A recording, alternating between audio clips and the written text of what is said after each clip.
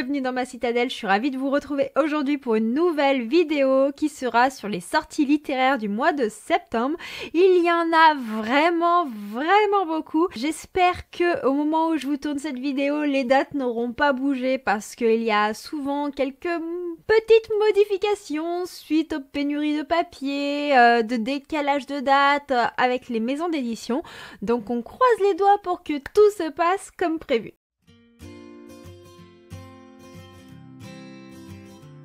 Le 1er septembre sortira L'As de pique de Morgane Moncomble qui est, si je vous dis pas de bêtises, le tome compagnon de L'As de cœur qui avait été sur, si je dis pas de bêtises, le jeu, tout ça. Cette fois-ci, on va suivre d'autres personnages, une jeune femme qui va être très douée dans la musique, qui est une star montante et elle va retrouver son amour d'enfance. Celui-ci ne la supportait pas forcément parce qu'elle lui collait tout le temps au train et comment vous dire que devenir le garde du corps de cette chanteuse ne va pas être une mince affaire pour celui-ci. Le 1er septembre sortira la suite d'un manga que j'aime beaucoup. Moi je le suis version animée même s'il existe également en version papier. Il s'agit de Spy X Family, le tome 9 de Tatsuya Endo. Ce que j'aime dans ce manga c'est le fait qu'on ait trois personnages que tout oppose.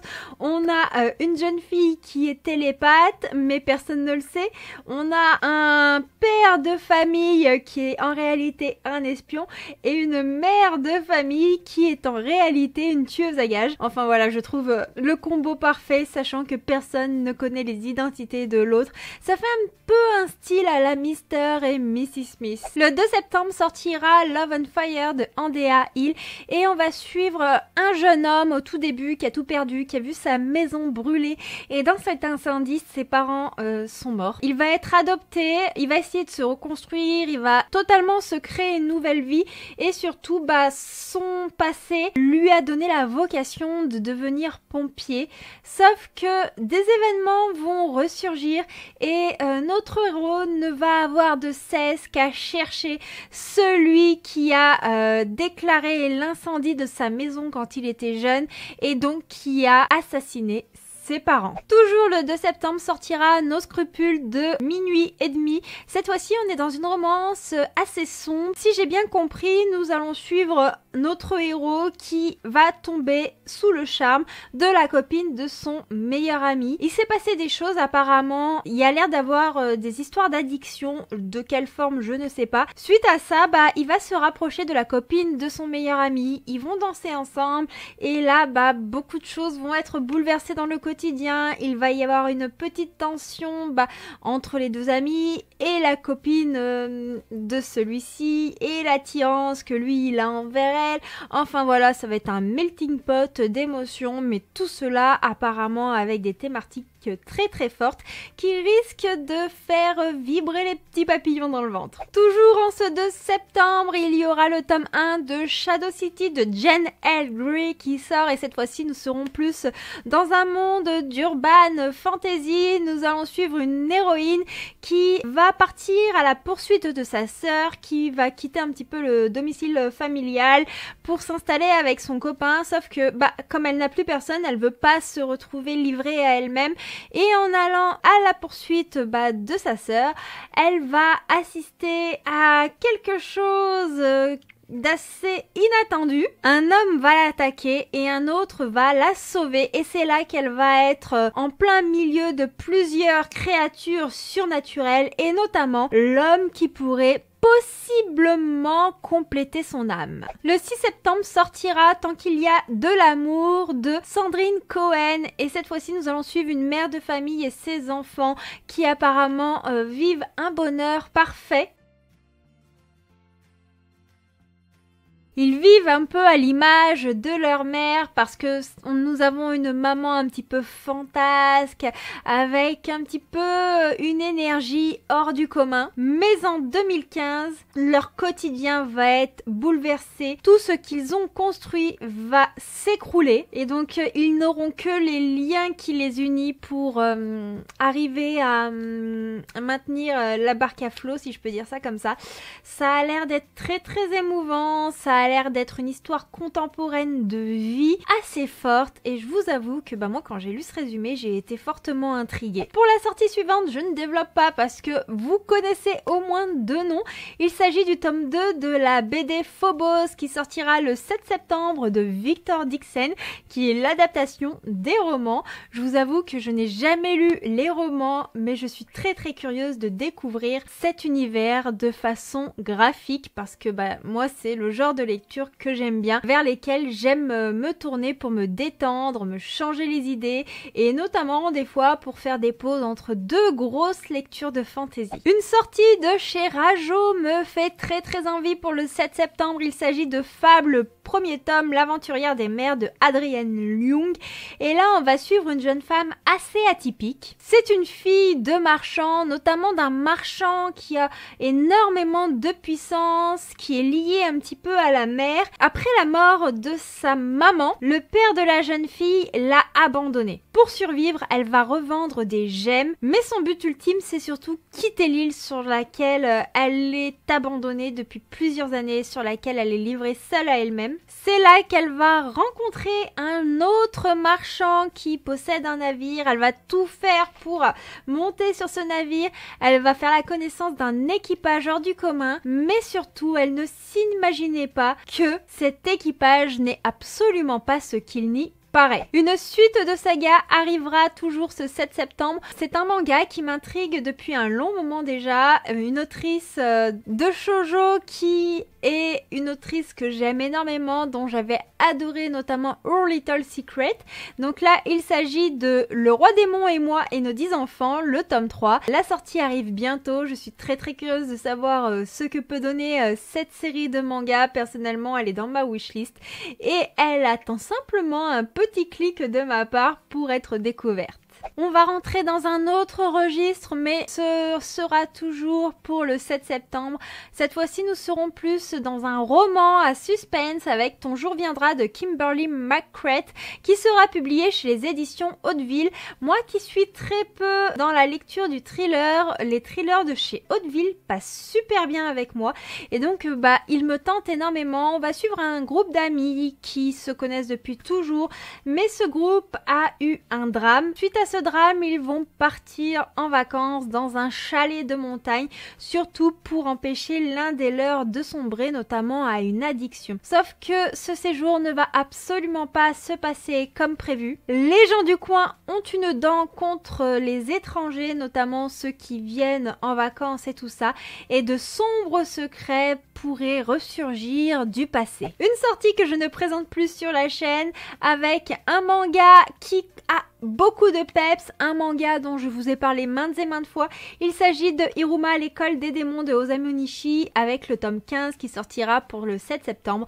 J'ai très hâte de plonger dans les aventures de notre mortel qui se retrouve dans une école de démons. C'est à mourir de rire, c'est plein d'énergie avec de belles valeurs. Dans tous les cas, je ne peux que vous conseiller cette série. Pour le 8 septembre, il y a une sortie qu'on attend tous avec énormément d'impatience, enfin tous pour les amoureux de la fantasy et des livres reliés. Il s'agit de Serpent and Dove, le tome 2, Blood and Honey de Shelby Mahurin. J'ai très hâte de le recevoir. Pour ma part, il a été précommandé par mon chéri, merci à lui. J'ai toujours le tome 1 dans ma pile à lire. Le fait qu'il sorte prochainement serait peut-être l'occasion à ce que je l'en sorte. Et si j'arrive à l'en sortir avant la sortie de ce tome 2, peut-être qu'une lecture commune pourra avoir lieu sur celui-ci. Dans tous les cas, n'hésitez pas à vous abonner au Discord, dont le lien est en barre de description. Pour toutes les lectures communes, c'est là-bas que ça se passe et c'est là-bas que les informations sont données en premier lieu. Le 8 septembre sortira une romance universitaire comme on les aime dans le milieu un peu du sport. C'est un 4 mains, donc c'est Les Dieux du Campus, le premier tome de la saga Leander de Phoenix B. Asher et F.V. Esther. Ce sont deux plumes que j'aime beaucoup lire en général et là on est totalement dans le milieu sportif, des universités américaines. Moi j'aime énormément cette ambiance.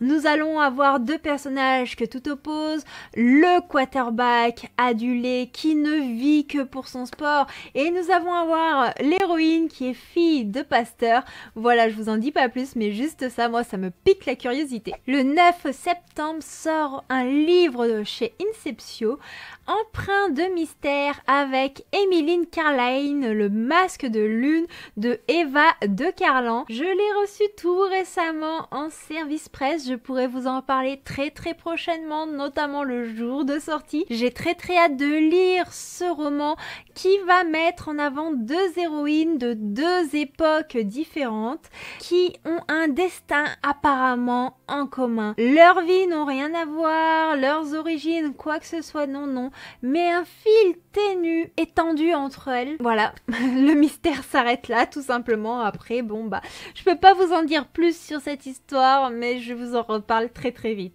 Le 14 septembre sortira le tome 3 de Witch and God de Liv Stone. Donc si je vous dis pas de bêtises, c'est une histoire de fantasy entre des dieux et des sorcières.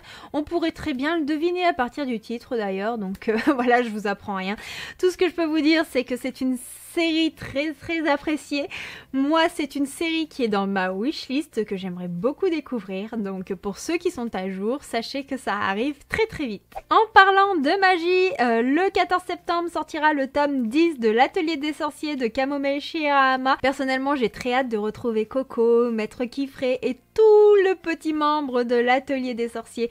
J'adore ce manga, j'adore la plume de l'autrice et surtout, je suis totalement abasourdie par le trait graphique de cette saga dont je vous conseille énormément la lecture. Le 14 sort une romance de Kim Gallet avec Better Than Friends qui sort chez Collection et H, et cette fois-ci nous allons suivre une héroïne qui a été victime de violences conjugales. Suite à ça, elle va retourner chez sa mère dans la maison familiale. Là-bas, elle va retrouver un petit peu sa petite vie d'avant, l'atmosphère qui lui fait du bien, et notamment Eden, un beau brun mystérieux qui est victime de cécité, enfin victime, c'est pas forcément le bon mot, mais qui est aveugle. Si d'apparence c'est tout l'opposé de son ex qui lui a fait tant de mal, celui-ci pourrait avoir de sombres secrets. Un petit peu de fun, un petit peu de enemies to lovers avec Bonjour Connard Coloc de Alison Balanza qui sort le 14 septembre chez Collection IH. Et là nous allons suivre une héroïne qui va se retrouver en coloc avec trois inconnus, ou presque, parce que si sur les deux hommes avec qui, ou plutôt les trois hommes avec qui elle va habiter, il y en a deux qu'elle ne connaît absolument pas, il y en a un qui était son bourreau lors de leur scolarité. Donc autant dire que la cohabitation s'annonce compliquée. On reste dans la romance, toujours le même jour et dans la même collection avec Déteste-moi plus fort de Olivia Livasoa. Cette fois-ci, nous sommes dans un schéma de retrouvailles avec toujours ce petit côté enemies to lovers que personnellement j'adore. C'est un de mes tropes préférés, c'est souvent ce schéma qui me fait énormément rire. On va suivre Romy qui va divorcer de son mari, elle va quitter la ville où elle habitait puisqu'elle a hérité de énormément de dettes, beaucoup de problèmes. Elle va retourner un petit peu dans sa ville natale et là-bas, elle va retomber sur Lévi, je crois qu'il s'appelle, qui est son ex à l'université, son gros crush, sauf que quand ils vont se retrouver, celui-ci ne va pas être aussi amical qu'il n'y paraît, mais ça c'est puisque la jeune femme lui avait brisé le cœur quelques années plus tôt. On ne présente plus Brittany Sechery, la queen de la romance, une des autrices américaines qui fait fondre nos cœurs, parce que le 15 septembre sortira Compass, le tome 4 de cette autrice-là, qui est le tome compagnon des 3 tomes précédents. Je ne vous dis pas le résumé puisque je n'ai pas lu les autres tomes, et si jamais il y a des éléments spoilants, j'aimerais absolument éviter. Le 15 septembre sort Pick Me Up, tome 1 Slave of Night en version poche de Fanfan Deckdeath, et cette fois-ci on va être plongé dans le milieu musical, notamment avec un célèbre chanteur, mais celui-ci a besoin d'une pause. Il va retourner dans sa ville natale, il va reprendre son rôle de papa célibataire et surtout il aimerait rencontrer quelqu'un qui n'est pas attiré par sa célébrité, par son argent, par l'appât du gain tout simplement. C'est là qu'il va s'inscrire sur une application de rencontre et il va faire la connaissance d'une jeune femme en situation de handicap. Tous deux vont beaucoup discuter via cette application de rencontre, mais la jeune femme, elle se protège, elle a peur de souffrir, elle a eu un passé apparemment assez compliqué et cela ne va pas en s'améliorant. Donc notre chanteur va essayer de tout faire pour la dérider, de tout faire pour dépasser le mur qu'elle a mis devant elle et c'est là que lors d'un atelier culinaire, il va tomber sur la jeune femme et cette rencontre virtuelle va devenir réalité. Petit aparté, j'ai oublié de vous mettre une sortie du 7 septembre qui est La sorcière aux champignons, le tome 3 de Tachibana Higuchi, qui est un manga tout mignon. J'aimerais beaucoup le lire personnellement. D'ailleurs, si vous l'avez lu, n'hésitez pas à me dire si vous l'avez aimé ou pas dans les commentaires. Le 22 septembre sortira le tome 6 de A Thing of Affection de Sue Morishita. Personnellement, c'est un shoujo que j'aime beaucoup, qui va mettre en avant une héroïne qui est atteinte de surdité et qui justement lisse sur les lèvres pour se débrouiller au quotidien jusqu'au jour où elle va rencontrer un étudiant qui lui est très fort en langage, il parle plusieurs langues sauf qu'il ne parle pas le langage des signes et il va prendre des cours auprès de notre jeune fille. Tous deux vont tisser un lien un petit peu ténu, ce lien qui va devenir très ambigu et nous suivons cette romance se développer avec cette barrière du langage. Le 22 septembre sort un livre très attendu qui a été maintes et maintes fois repoussé. Il s'agit des Sables d'Araviya, le tome 1 Chasseur de flammes de Hafsa Faisal, où nous allons suivre une héroïne pas comme les autres. Nous allons être plongés dans de la fantaisie orientale et particulièrement notre héroïne est une chasseuse qui pour remplir une mission va se déguiser en homme et on va suivre le prince de la mort qui assassine toutes les personnes un petit peu opposées au règne de son père, le consul. Nos deux héros vont devoir partir à la recherche d'un artefact parce que le royaume est soi-disant en danger, une grosse menace plane au-dessus de leur tête. L'artefact est censé pouvoir rétablir la magie, mais quand ils vont se retrouver face à celui-ci, ils vont se rendre compte qu'il est bien plus dangereux qu'il n'y paraît. Et surtout, il y a ce petit côté où le fils du sultan est censé pouvoir assassiner notre chasseuse. Donc on est en même temps dans de la fantaisie orientale et à la fois dans du enemies to lovers. Je vous avoue que moi, ça me plaît déjà beaucoup. Le 22 septembre sortira la suite de Inheritance Games, Les héritiers disparus de Jennifer Lynn Barrs. Donc moi je vous avoue que vu tous les avis que j'ai vus sur cette saga, je suis très curieuse de la découvrir. Donc si vous attendez avec impatience la suite, ça arrive. Le 23 septembre sortira une romance, je dis bien une romance qui a l'air déjantée, je mets bien ça entre guillemets parce qu'avec les éditions Black Ink on a parfois des surprises et si des fois on a l'impression de se lancer dans quelque chose de comique, ça peut être quelque chose avec une tonne d'émotions qui vous submerge et qui vous noie dans les frissons avec plein de papillons dans le ventre qui vous sort les tripes. Enfin bref, j'arrête de déblatérer là-dessus, mais pour vous dire qu'on peut avoir des surprises. Donc c'est Drunk on Love de Feriel qui sortira et on va suivre une héroïne pas comme les autres. Emma, elle a 26 ans, elle est sage-femme et célibataire, mais surtout, c'est un mensonge. C'est l'excuse qu'elle va sortir sur un site de rencontres en ligne, notamment à Lucas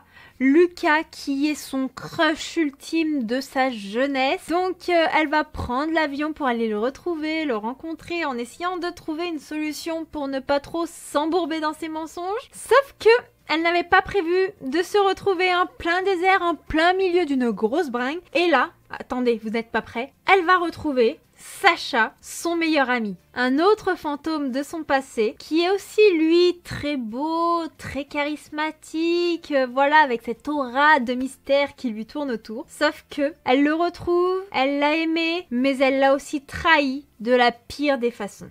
Son but étant donc de l'éviter comme la peste, mais vous imaginez bien que ça va pas se passer comme prévu. Le 27 septembre sort une histoire à la fois d'amour et de guerre qui a l'air très très compliquée mais aussi très très intense niveau émotion. Moi c'est le genre de livre qui me fait pleurer toutes les larmes de mon cœur. Il s'agit de Un tourbillon de sable et de cendres de Amy Harmon. Il est assez difficile de vous résumer cette histoire. Je peux simplement vous dire que on va suivre deux jeunes gens qui vont grandir ensemble, qui vont être très très proches, qui vont développer énormément d'amour l'un envers l'autre. À l'âge adulte, notre protagoniste masculin va se tourner vers l'église. Cela va mettre un terme à leur complicité et bien entendu ce n'est pas tout. On va se retrouver en 1943 à Rome et c'est là qu'on va suivre les nazis qui vont s'installer en Italie et Eva risque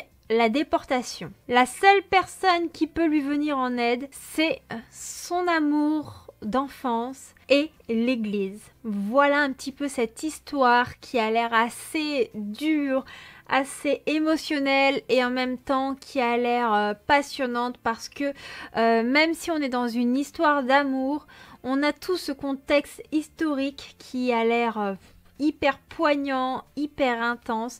Je suis très très curieuse de découvrir ce livre. On part dans quelque chose de plus drôle, avec beaucoup plus de peps, parce que le 29 septembre sortira Foutu menteur en format broché, puisque c'est une histoire qui était sortie jusqu'à présent que version numérique de Horrornox. Et là, on va suivre deux personnes qui ont eu un coup d'un soir quand ils étaient plus jeunes. Suite à cela, chacun est parti faire sa vie de son côté. Lui est une star montante de cinéma, mais plusieurs années plus tard, il va s'inventer une vie et notamment une fausse petite amie. Quand un prénom lui vient en tête, il ne trouve rien d'autre à dire que celui de Charlotte, cette femme avec qui il avait eu une aventure plusieurs années plus tôt. Charlotte, quant à elle, est mère célibataire, elle est aux abois, elle vient de perdre son boulot, elle ne sait plus comment s'en sortir. Et c'est là qu'elle va recevoir un message de Thomas avec un petit contrat pour qu'elle joue ce rôle de petite amie. Voilà cette histoire de fake couple qui va sûrement en devenir un vrai. Et pas de suspense dans ce genre d'histoire, mais c'est vraiment les joutes verbales et les petites actions du quotidien qui sont hyper cocasses que moi j'adore dans ce genre de scénario. Donc j'ai très très hâte de pouvoir peut-être goûter à cette histoire parce que oui, si je m'écoutais, tous les livres que je vous présente seraient dans ma bibliothèque, sauf que mon portefeuille lui n'est absolument pas d'accord. Pour conclure cette vidéo des sorties littéraires, je termine avec la sortie du 30 septembre qui est la petite faiseuse de livres saison 2 tome 5 de Miyakazuki Suzuka et Yushina où on suit les aventures de notre petite Main. Voilà, je ne peux pas vous en dire plus parce que moi il me reste encore à finir la saison 1 avant d'attaquer cette saison 2, mais tout ce que je peux vous dire c'est que si vous aimez les mondes un petit peu magiques, la douceur, les histoires de vie, et ce manga est pour vous. Voilà, ce sera tout pour cette vidéo. J'espère qu'elle vous aura plu. Moi, comme d'habitude, j'ai pris un plaisir à vous la tourner. C'est toujours une vidéo qui demande énormément de travail, mais moi, j'adore la faire. Ne serait-ce parce que j'aime me renseigner sur les différentes sorties littéraires pour pouvoir ajouter ce qui m'intéresse dans ma wishlist. Oui, pas dans mon panier, dans ma wishlist, je précise. Et puis, je me dis que c'est d'autant plus intéressant de vous en faire profiter afin que vous puissiez un petit peu aiguiller vos achats livresques en fonction de vos envies. Sur ce, je vous souhaite une très bonne journée. N'hésitez pas à liker, commenter, partager la vidéo. Ça fait toujours plaisir. Ça permet aussi de faire vivre la chaîne. Si vous savez pas quoi dire, juste des petits smileys, ça suffit. Ça me montre que vous êtes là. Et puis moi, je prends toujours plaisir à vous lire et à vous répondre, même si parfois je suis un peu lente pour le faire. Je vous fais plein de bisous et je vous dis à très vite pour une prochaine vidéo. Ciao, ciao!